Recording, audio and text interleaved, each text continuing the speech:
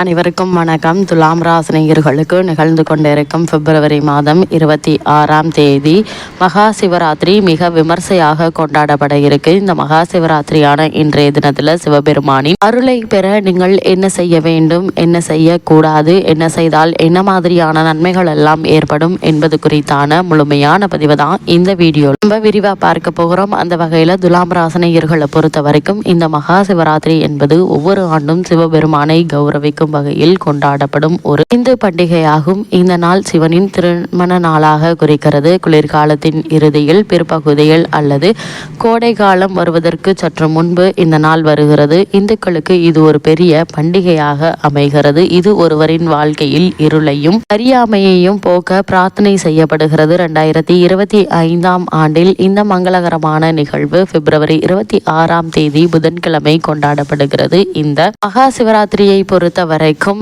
இந்த மகா சிவராத்திரி என்பது சிவபெருமானை கௌரவிக்கும் ஒரு இந்து பண்டிகை. இது சிவனின் இரவு என்றும் அழைக்கப்படுகிறது. மேலும் இது பெரும்பாலான இந்திய மாநிலங்களில் கொண்டாடப்படுகிறது. ஒவ்வொரு ஆண்டும் இந்த விழா பால்குன் மாதத்தின் அமாவாசையின் 14ஆம் தேதி இரவு வருகிறது. இது ஆங்கில நாட்காட்டியின் படி மார்ச் மற்றும் பிப்ரவரி மாதங்களுடன் ஒத்துப்போகிறது. பக்தர்கள் இரவும் பகலும் விரதமிருந்து சிவபெருமானை வழிபடுகிறார்கள். இந்த மகா சிவராத்திரி என்பது ஆழ்ந்த ஆன்மீக முக்கியத்துவத்தை கொண்ட ஒரு இந்து பண்டிகையாகும். இது உண்ணாவிரதம் மற்றும் தியானம் மூலம் இருள் மற்றும் வாழ்க்கையின் தடைகளை வென்றதை குறிக்கிறது. இந்த மங்களகரமான சந்தர்ப்பம் சிவபெருமான் மற்றும் சக்தி தேவியின் தெய்வீக சக்திகளின் சங்கமத்தை குறிக்குதுங்க. இந்த நாளில் பிரபஞ்சத்தின் ஆன்மீக சக்திகள் மிகவும் சக்தி வாய்ந்தவை என்று நம்பப்படுகிறது. மகா சிவராத்திரி அனுசரிப்பு என்பது உண்ணாவிரதம், சிவபெருமானை பற்றிய தியானம், சுய பரிசோதனை, சமூக நல்லிணக்கத்தை ஊக்குவிக்கும் மற்றும்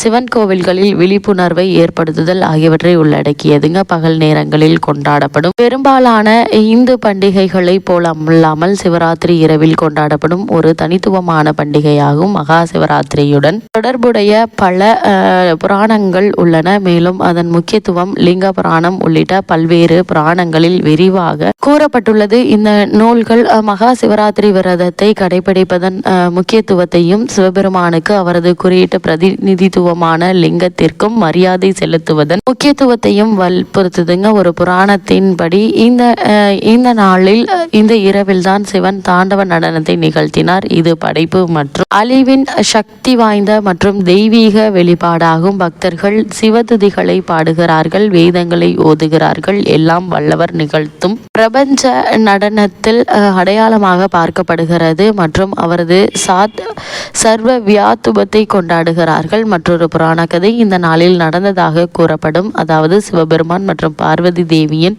திருமணத்துடன் தொடர்புடையது. இந்த அம்சம் திருமணமான தம்பதிகள் மற்றும் நல்ல கணவரை தேடும் திருமணமாகாத பெண்களுக்கு இந்த விழாவை மிகவும் முக்கியத்துவம் வாய்ந்ததாக ஆக்குகிறது. இந்த மகா சிவராத்திரி பூஜை சடங்குகளை பொறுத்த வரைக்கும் மகா சிவராத்திரி பூஜை அதிகாலையில் தொடங்குகிறது. பக்தர்கள் சூரிய உதயத்திற்கு முன் குளித்து புதிய ஆடைகளை அணிந்து சிவன் கோவில்களுக்கு செல்கிறார்கள். இந்த நாள் பெண்களுக்கு விதிவிலக்கான முக்கியத்துவம் வாய்ந்தது. அவர்கள் பாரம்பரிய மகா சிவராத்திரி பூஜையில் தண்ணீர், பால், வில்வ இலைகள் மற்றும் பழங்கள், தூப தீபங்கள் சேர்த்து வழிபடுகிறார்கள்.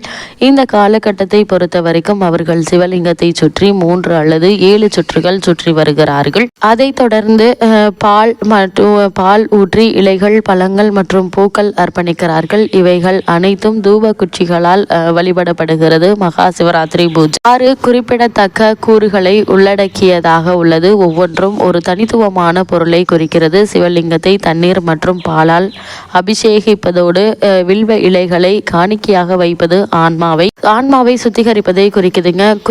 குளித்த பிறகு குங்குமம் பூசுவது நல்லொழுக்கத்தை குறிக்குதுங்க. வழிபாட்டின் போது பழங்களை வழங்குவது ஆசைகள் நிறைவேறுவதையும் நீண்ட ஆயுளையும் குறிக்கிறது. அதேபோல் ஊதிபத்திகளை எரிப்பது செல்வத்தின் அடையாளமாகும். அதேபோல் வெற்றிலை என்பது உலக ஆசைகளிலிருந்து பெறப்படும் மன நிறைவை குறிக்குதுங்க. விளக்குகளை ஏற்றுவது ஞானத்தையும் அறிவையும் அடைவதை குறிக்குதுங்க. இந்த விழாவின் மைய கூறுகளில் ஒன்று சிவன் கோவில்களில் இரவு முழுவதும் நடைபெறும் விழிப்புணர்வாகும். இது பக்தர்களால் ஏற்பாடு செய்ய வழிவகுக்குதுங்க. இதன் விளைவாக மகா சிவராத்திரி இரவில் கோவில்கள் ஓம் நமச்சிவாயா என்ற கோஷங்களால் எதிரொலிக்கின்றன. அதே நேரத்தில் ஆண்களும் பெண்களும் சிவபெருமானை கௌரவிக்கும் வகையில் பக்தி பாடல்களை பாடுகிறார்கள். மகா சிவராத்திரி விரதத்தின் பின்னணியில் உள்ள புராணக்கதை மகா சிவராத்திரி புராணக்கதைகளால் நிறைந்துள்ளது. அவற்றின் மிகவும் பிரபலமானது சிவபெருமானை தனது கணவராக பெற்ற பார்வதி தேவி மேற்கொண்ட கடுமையான தவத்தின் கதை. புராண கணக்குகளின்படி அவரது அசைக்க முடியாத அர்ப்பணிப்பு காரணமாக பால்குண மாதத்தின் 15 நாட்கள் 14ஆம் நாளில் சிவனும் பார்வதி தேவியும் திருமணத்தில் இணைந்தனர். மகா சிவராத்திரிக்கு கூறப்படும் மகத்தான முக்கியத்துவம் மற்றும் மங்களகரமான தன்மைக்கு இதுவே அடிப்படை காரணம். அது மட்டுமில்லாமல் வருட புராணம் இந்த நாளில் முக்கியத்துவத்தை வலியுறுத்துதுங்க.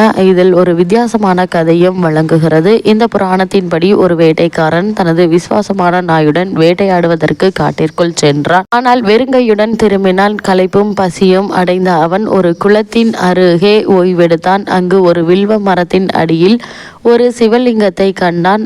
ஓய்வு தேடி அவன் மரத்திலிருந்து சில இலைகளை பறித்தான். தற்செயலாக அவற்றின் சில சிவலிங்கத்தின் மீது விழுந்தன. அவன் கால்களை சுத்தம் செய்ய குளத்திலிருந்து தண்ணீரை தெளித்தான். இந்த காலகட்டத்தை பொறுத்த வரைக்கும் கவனக்குறைவாக சிலவற்றை சிவலிங்கத்தின் மீது தெளித்தான். இந்த செயல்களை செய்து கொண்டிருக்கும் போது அவரது அம்புகளில் ஒன்று அவரது பிடியிலிருந்து நழுவி சிவலிங்கத்தின் முன் வணங்க தூண்டியது. தற்செயலாக அவர் சிவராத்திரி நாளில் முழு சிவபூஜை செயல்முறையும் முடித்திருந்தான். மட்டுமில்லாமல் அவரது இந்த காலகட்டங்களில் அவரது மறைவுக்கு பிறகு யமனின் தூதர்கள் அவரது ஆன்மாவை கைப்பற்ற வந்தபோது சிவனின் பரிவாரங்களிலிருந்து தேவர்களும் அவரை பாதுகாக்க வந்தனர். இந்த மங்களகரமான நிகழ்வு ஒவ்வொரு கலாச்சாரங்கள் மற்றும் பிராந்தியங்களில் வெவ்வேறு வழிகளில் கொண்டாடப்படுகிறது. தமிழ்நாட்டில் அண்ணாமலை கோவிலில் இந்த நாள் அனுசரிக்கப்படுகிறது. அது மட்டும் இல்லாமல் தமிழ்நாட்டில் அண்ணாமலை கோவிலில் இந்த நாள் அனுசரிக்கப்படுகிறது. சிவபெருமான் பக்தர்கள் மலையின் உச்சியில் அமைந்துள்ள சிவன் கோவிலை சுற்றி 14 கிலோமீட்டர் வெறுங்காலுடன் கிரிவலம் அல்லது கிரி பிரதட்சணையில் பங்கேற்கின்றனர். அது மட்டுமில்லாமல் இந்த காலகட்டங்கள் அதிகாலையில் பக்தர்கள் கங்கை அல்லது புனிதமாக கருதப்படும் நீர்நிலைகளில் நீராடுவது எண்ணற்ற நன்மைகளை ஏற்படுத்துகிறது. சிவராத்திரி விழாவின் சின்னங்கள் சிவபுராணத்தின்படி மகா சிவராத்திரி வழிபாடு பின்வரும் 6 விஷயங்களை உள்ளடக்கி இருக்க வேண்டும். வில்வ இலைகள் இவை ஆன்மாவின் சுத்திகரிப்பை குறிக்கின்றன. அது மட்டும் இல்லாமல் உணவுப் பொருட்கள் நீண்ட ஆயுளையும் ஆசைகள் நிறைவேறவும் சிவபெருமானுக்கு அரிசி மற்றும் பழங்களை படைக்கின்றனர். அதேபோல் தூப தீபங்கள் செல்வத்தை பெற கடவுளுக்கு முன்பாக தூப தீபங்கள் காட்டப்படுகிறது. வெற்றிலை திருப்தியை குறிக்கிறது. அது மட்டுமில்லாமல் இந்த காலகட்டங்களில் சிவபெருமானை வழிபடுவதற்கான சிவ ஆலயங்கள் என்ன என்று பார்க்கும்போது காசி விஸ்வநாதர் கோவில் வாரணாசி, சோம்நாத் கோவில் குஜராத், கேதார்நாத் கோவில் உத்தரகாண்ட், மகா காளேஸ்வர் கோவில் உஜ்ஜயினி, அமர்நாத் குகை ஜம்மு அண்ட் காஷ்மீர், பசுபதிநாத் கோவில் நேபாளம், லிங்கராஜ் கோவில் புவனேஸ்வர், தாரகேஸ்வரர் கோவில் மேற்கு வங்காளம், பிரகதீஸ்வரர் கோவில் தமிழ்நாடு, ஸ்ரீகாளஹஸ்தி கோவில் ஆந்திர பிரதேசம் ஆகிய திருத்தலங்களுக்கு சென்று வழிபடுவதன் மூலமாக எண்ணற்ற நன்மைகள் உங்களுடைய வாழ்வில் ஏற்படும்.